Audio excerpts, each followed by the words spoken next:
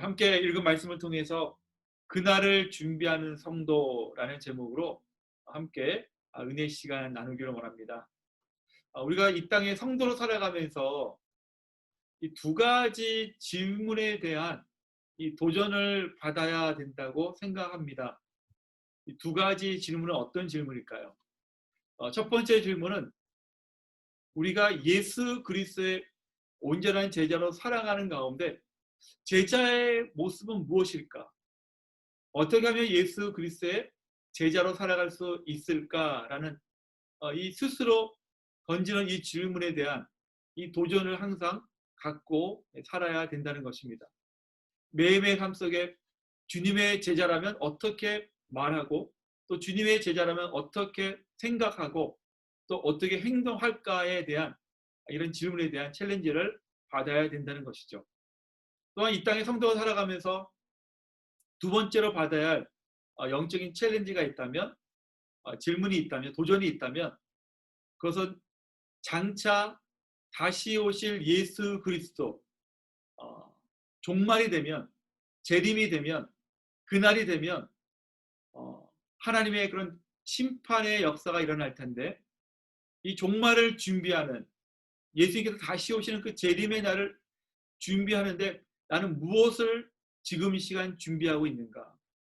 주님께서 다시 오시는 그날을 위해서 나는 영적으로 나의 믿음과 신앙생활을 위해서 무엇을 준비하고 있는가에 대한 그런 질문을 스스로 던지며 이 질문에 대한 챌린지를 분명히 받아야 된다는 것입니다. 오늘 저와 여러분들이 함께 읽었던 요엘 2장 28절 32절까지의 말씀 보면 이 두 번째 이 도전에 대해서 두 번째 이 챌린지에 대해서 말씀하고 있습니다. 장차 이 말 그날이 되었을 때 성도들은 무엇을 준비해야 되는가? 그날을 위하여 지금부터 우리는 무엇을 어떻게 준비해야 되는가라는 그 말씀에 요엘 2장 28절에 32절까지는 말씀을 통해서 우리에게 답변해주고 있는 것이죠. 저는 본문의 말씀을 함께 살펴보면서 우리가 준비해야 될 것, 성도가 그날을 위해서 준비될 것이 무엇이 있는지 세 가지의 영적인 자세, 또 영적인 교훈에 대해서 함께 살펴보는 시간을 갖겠습니다. 첫 번째 우리가 가져야 될 것은 하나님의 영으로 충만한 성도로 준비해야 된다는 것입니다.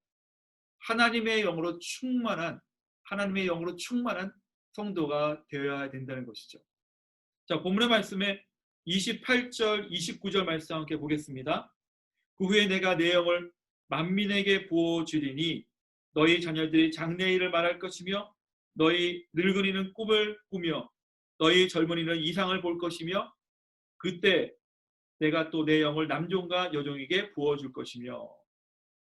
자, 여기 말씀을 보니까 만민에게 내 영을 부어준다라고 말씀하고 있습니다.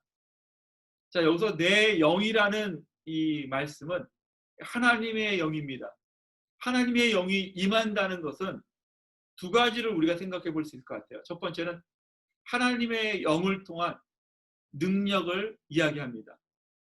또한 두 번째는 하나님의 영을 통한 하나님의 나타나심, 또 하나님의 계시에 대해서 말씀하고 있는 것이죠.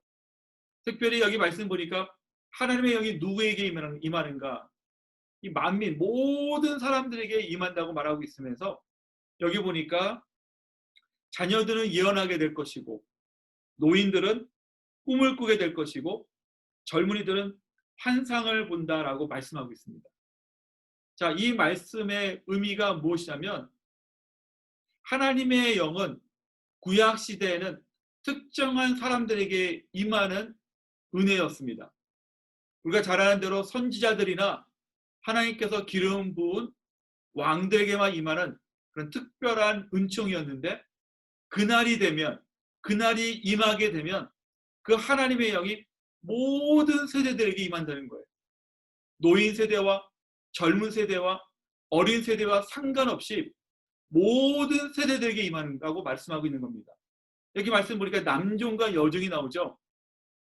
지위와 위치와 부자와 가난한 자들이든지 나이가 어린 자녀들이나 나이가 많은 장년이나 노인들에 상관없이 모든 민족, 모든 세대들에게 임한다는 것입니다. 그날이 되면 하나님의 영이 임하면 그 당시에 가지고 있었던 각자의 가지고 있는 바운드리가 다 무너지는 거예요. 관계의 얼음을 통해서 쌓아 올린 높은 벽들이 무너지게 됩니다. 가지고 있던 서로 등을 지고 있던 사람들이 한 마음으로 하나가 된다는 것을 말씀해주고 있는 것입니다. 자, 이 예언의 말씀이 성취되는 것을 우리 사도행전 2장을 통해서 보게 되죠. 하나님의 영이 모든 민족, 모든 사람들에게 임하는 역사가 사도행전 2장에 나타난 오순절 다락방의 성령의 임재를 통해서 그 예언이 성취되는 것을 보게 됩니다. 그 당시에 오순절 다락방에 모였던 많은 사람들은 다양한 직업, 다양한 나이, 다양한 배경을 갖고 있는 사람들이 함께 모여 성령님의 임재를 위해서 기도할 때 정말 하나님의 영이 되신 성령께서 그 자리에 임하셔서 그들에게 특별한 은혜와 능력과 은사를 부어 주셨습니다. 그뿐이 아니죠. 다양한 사람이 함께 모였는데 예수 그리스도의 그 복음으로 하나 되고 연합될 수 있는 놀라운 은혜를 경험하게 됩니다. 또 다른 은혜를 그들이 경험하게 되는데 그 다른 은혜는 무엇이냐면 성령님의 은혜를 통해서 성령님의 그 인재를 통해서 그들이 알고 있었던 복음, 그들이 알고 있었던 하나님의 말씀에 대한 더 깊은 이해와 그 말씀을 통해서 하나님을 체험하는 놀라운 은혜를 그들이 경험하게 된다는 것입니다. 그래서 오순절 다락방 사건을 통해서 요엘 2장에 나타난 그 예언의 말씀이 성취됨을 통해서 그 자리에 함께했던 사도행전에 있었던 모든 사람들이 어떤 은혜를 경험하게 되었는가? 그것은 성령님을 통해서 하나 되는 역사를 경험하게 되었고 성령님을 통해서 은사와 능력과 권능을 통해서 하나님의 몸된 교회를 세워나가는 데 있어 전세계 선교를 해서 하나님 나라를 위해서 쓰임받는 교회를 위해서 쓰임받는 그런 일꾼으로 세워지는 역사가 임하게 되었던 것이죠. 그리고 또 한 가지 조금 전에 말씀드린 것처럼 하나님의 말씀을 통해서 그 말씀이 지식적인 말씀이 아니라 그들의 심령을 변화시키는 생명의 말씀으로 임하게 되었다는 것을 우리에게 말씀해주고 있는 것입니다. 더 놀라운 사실이 있습니다. 제자들에게 임했던 성령의 역사, 하나님의 영의 부어주심이 이제는 제자들의 그 복음을 땅끝까지 증거함을 통해서 저와 여러분, 우리 모두에게도 임하게 되었다는 거예요. 결국 요엘서에 나와 있는 그 2장에 나와 있는 만민에게 내 영을 부어주리라 라는 그 말씀이 실제적으로 이루어지고 성취되고 또 우리에게 임함을 통해서 계속해서 진행되고 있다는 것을 우리에게 말씀해 주고 있습니다. 저는 이 말씀을 묵상하면서 장차 그날이 올 것입니다. 예수님께서 다시 오실 그 재림의 날은 아무도 언제인지 어느 때인지 알 수는 없지만 분명한 것은 그날이 올 거예요. 그날을 준비하면서 우리가 가져야 될 영적인 첫 번째 자세는 무엇이냐면 이미 우리 가운데 임하시는 성령님을 통해서 충만한 은혜를 날마다 경험하게 되는 것입니다. 우리는 구원받은 하나님의 자녀로 인도함을 받았습니다. 구원의 역사를 계획하신 분은 하나님이시고 그 구원의 역사를 위해서 예수님께서 친히 희생제물이 되어 주셨고 그 구원의 모든 하나님의 계획이 온전히 이루어질 수 있도록 성령께서 함께 하시고 인도해 주신 것을 우리는 분명히 믿고 있습니다. 그렇기 때문에 구원받은 하나님의 자녀들에게는 저와 여러분 우리에게는 이미 성령께서 우리 안에 역사하고 계세요. 믿으십니까? 성령께서 우리 가운데 임하고 계십니다. 근데 우리가 그 성령님께 충만한 은혜를 갖기 위해서 우리가 가져야 될 세 가지의 모습이 있어야 됩니다. 첫 번째 모습은 사모하는 마음이 있어야 돼요. 성령님에 대한 사모하는 마음이 있어야 돼요. 우리 안에 이미 내주하신 성령께서 나에게 충만한 은혜와 능력 속에 나의 모든 삶의 영역을 지켜주시고 보호해달라고 우리는 그 주님의 그 그 성령 하나님의 인도하심과 임재가 끊임없이 임할 수 있도록 우리는 사모하는 마음을 가지고 우리 삶의 모든 영역에서 그분을 초청하고 인정해 주어야 된다는 것입니다. 두 번째 우리의 모습이 필요합니다. 그것은 어떤 것이냐면 기도하는 거예요. 성령님의 은혜에 대해서 성령님께서 함께 해달라고 우리는 간절히 기도해야 됩니다. 성령 하나님, 지금 이 시간 나의 심령 가운데 충만하게 임하여 주시고 성령 하나님께서 나의 심령 가운데 역사하여 주셔서 하나님의 그 지혜와 계시의 영으로 충만하게 하나님의 말씀을 보게 해달라고 기도하고 간구하고 성령 충만을 위해서 기도해야 된다는 것입니다. 마지막 세 번째 우리가 가져야 할 모습은 하나님의 말씀을 잘 이해할 수 있도록 성령의 조명을 위해서 기도해야 됩니다. 조명이라는 단어를 한번 들어보셨습니까? 성령의 조명입니다. 하나님께서 이 땅에 예수 그리스도께서 승천하신 후에 예수님을 대신하여 성령님을 우리 안에 보내주셨습니다. 보내주시면서 우리에게 성령의 능력을 주셨고 많은 은사들을 부어주셨습니다. 또한 성령님의 가장 중요한 사역 중에 하나가 하나님의 그 계시의 말씀을 바로 이해하고 또한 그 말씀을 바로 잘 믿을 수 있도록 성령께서 역사하십니다. 그 역사하심을 우리가 조금 더 신학적인 말로 조명이라고 합니다. 밝은 겁니다. 하나님의 말씀이 전에는 잘 보이지 않았는데 성령께서 역사하셔서 그 말씀이 보이는 거예요. 이해가 되는 겁니다. 그리고 깊은 이해를 통해서 말씀이 살아 역사하시는 그런 능력이 있음을 내가 체험하게 되는 것이죠. 그래서 성령에 충만하다라고 했을 때 성령에 충만한 사람에 대해서 이야기할 때는 성령의 은혜와 은사와 능력뿐만 아니라 하나님의 말씀을 바로 정확하게 이해함을 통해서 그 하나님의 말씀을 통한 정확한 하나님을 아는 지식에 충만함에 도달하였다라고 고백할 수 있는 것입니다. 저는 우리가 언제 또 어느 때 주님께서 오실지 모르겠지만 우리가 이 시대, 정말 혼탁하고 혼란한 이 시대에 살면서 저희는 하나님의 말씀을 많이 여러분들이 읽으실 겁니다. 또 많이 묵상할 것입니다. 그런데 이 성경을 읽고 묵상하는 가운데 여러분들이 놓치지 말아야 될 것이 있어요. 그것은 제가 아마 여러 번 설교를 통해서 강조하고 있는 것이 성경 안에 나타난 하나님을 발견하는 것입니다. 성경 안에 나타난 나를 향한 주님의 메시지를 발견하는 것입니다. 그것은 나의 지혜와 나의 지식을 통해서 얻게 되는 것이 아니라 성령 하나님께서 내 안에 내주하셔서 성령께서 조명하여 주셔서 보여주시고 그것을 이해하게 하시고 그 이해된 말씀이 머리에 머물지 않고 나의 가슴에 감동을 주시고 감동된 말씀이 나의 삶의 변화로 순종할 수 있도록 이끌어 주신다는 것. 성령의 충만함을 받으시기 바랍니다. 성령의 충만함은 이 귀한 성령의 능력과 말씀에 충만히 하는 거예요. 그래서 저는 사역을 하면서 항상 말씀을 드리는 것이 있습니다. 신앙생활은요, 항상 균형이 있어야 돼요. 말씀과 성령, 말씀과 기도에 대한 균형이 있어야 돼요. 어떤 분들은, 감성적인 분들은 기도에 하는 자리에 더 사모하는 마음을 갖고 있는 분들이 있습니다. 체험적인 신앙을 사모합니다.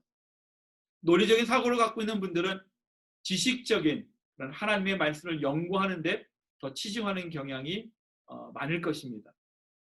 나의 성향과 나의 성품에 따라 하나님의 말씀을 또 읽고 묵상하고 기도하는 것이 아니라 성경에서 말할 때는 말씀과 기도는 우리 삶의 양면과 같기 때문에 항상 균형 있는 신앙생활이 건강하다는 거예요. 내가 많은 시간에 할애해서 기도하고 있다면 그 시간만큼 성경을 묵상하고 그 가운데 임하시는 하나님의 말씀을 들으시기 바랍니다.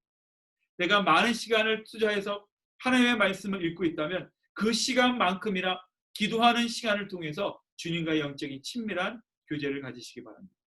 그럴 때 우리 안에, 우리 내면에, 우리 영혼에 성령의 충만한 역사가 분명하게 임할 것입니다. 성령에 충만한 사람의 또 다른 특징이 있죠.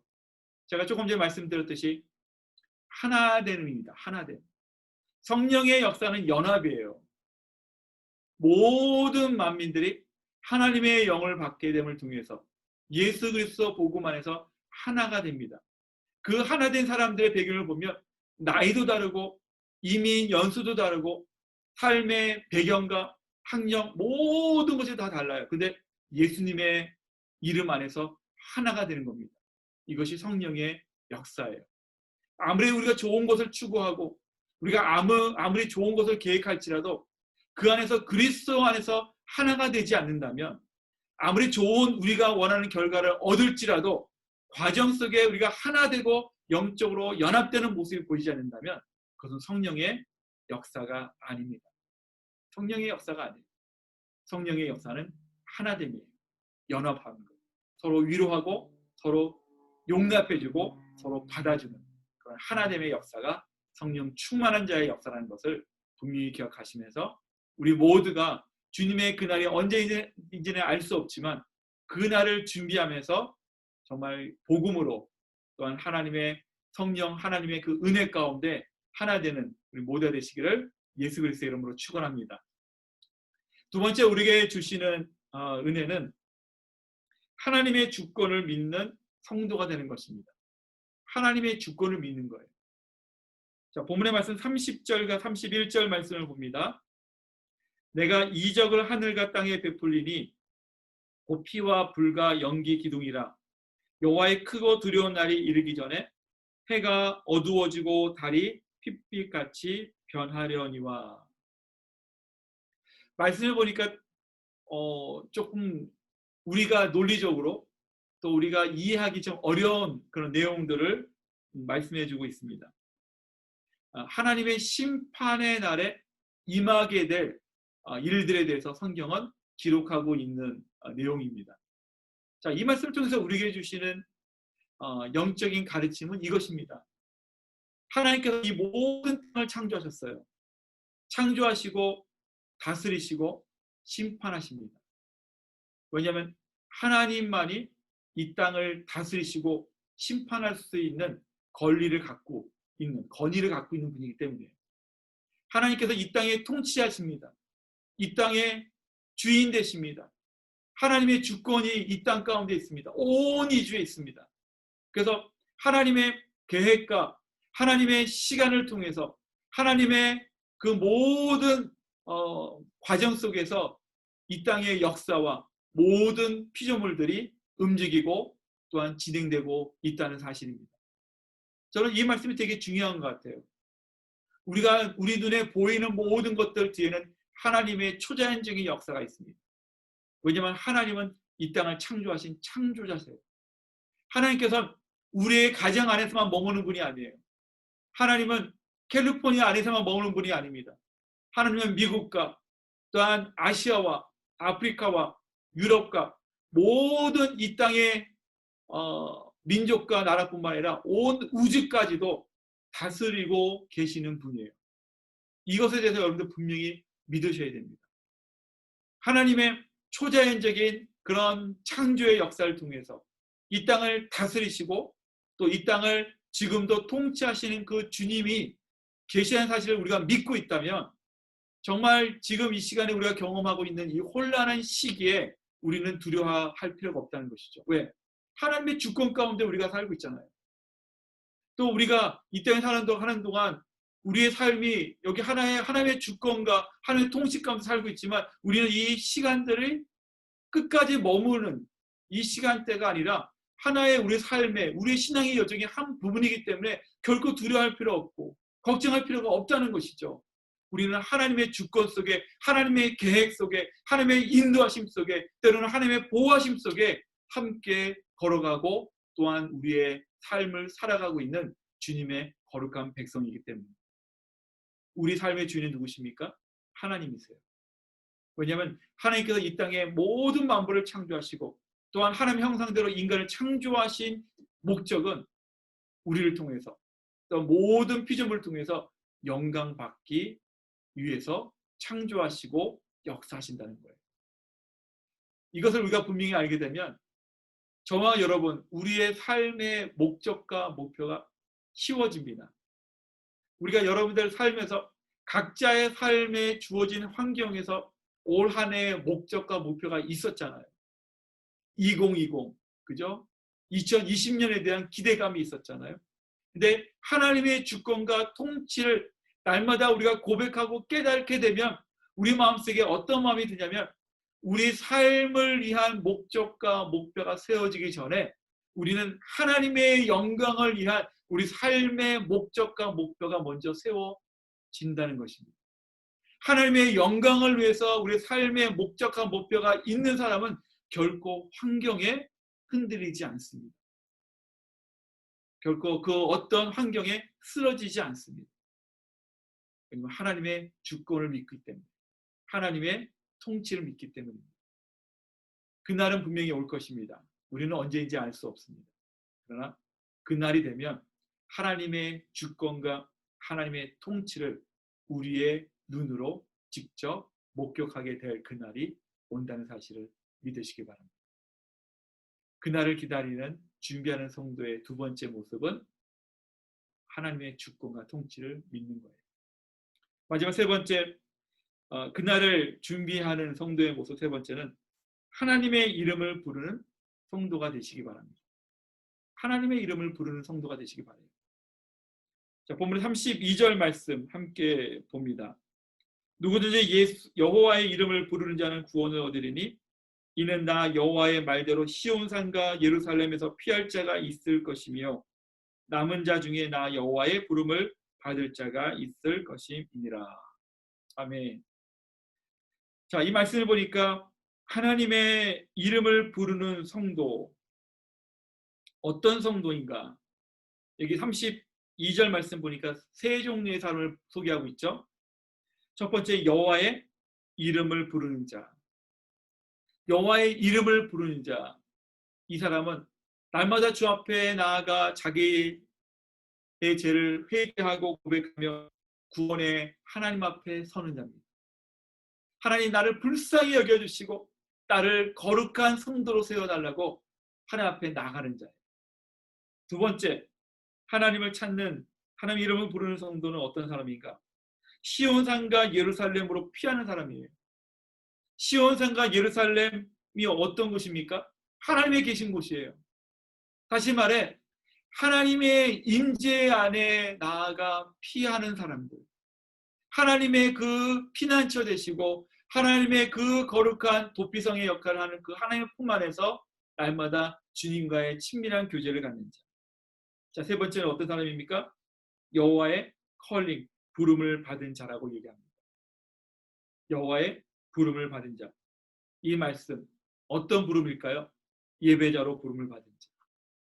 모든 이방인들, 하나님의 부르신 가운데 하나님 앞에 나와 엎드려 두 손을 들고 마음을 다해 예배하는 그 예배자들을 말씀하고 있다는 것입니다. 사랑하는 여러분, 우리는 항상 영적으로 깨어 있어야 합니다.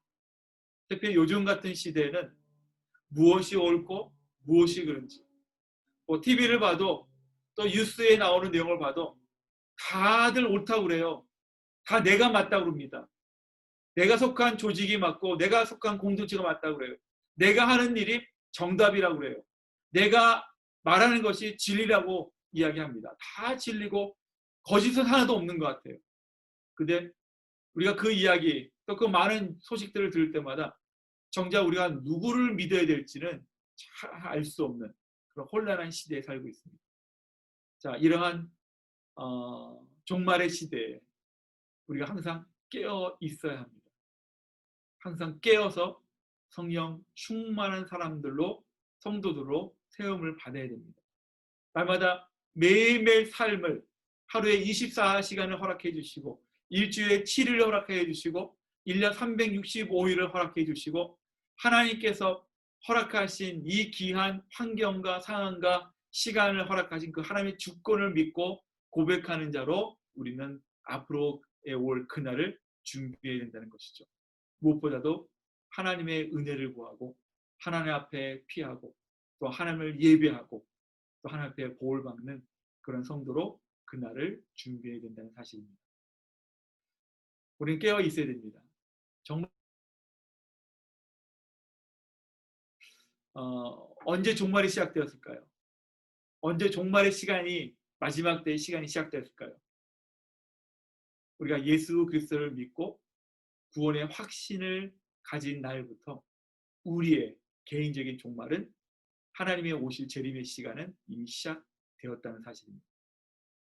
이미 시작됐는데 우리가 예수를 믿지 않았기 때문에 예수를 몰랐기 때문에 종말이 뭔지 재림이 뭔지 예수님께서 다시 오시게 될까 이거에 대한 전혀 관심도 없었고 몰랐던 것이죠. 근데 우리가 예수님을 믿고 구원의 확신을 갖게 되니 이제 주님께서 그날에 오신다는 진리의 말씀을 우리가 알고 믿게 되었다는 것입니다. 그날은 마치 도적같이 온다고 합니다. 아무도 기대하지 않았는데 그날이 임한다는 것입니다. 지금 이 시간부터 그날을 준비하시기 바랍니다. 지금 이 시간부터 그날이 오기를 기대하는 마음을 가지고 온 가족들이 또한 많은 또 이웃들에게 함께 하나님의 이름을 선포하며 예수 그리스도의 이름을 증거하는 우리 귀한 주빌리 우리 공동체 우리 성도님들 우리 귀한 말씀을 듣는 우리 모든 성도님들 되시기를 예수 그리스도의 이름으로 축원합니다.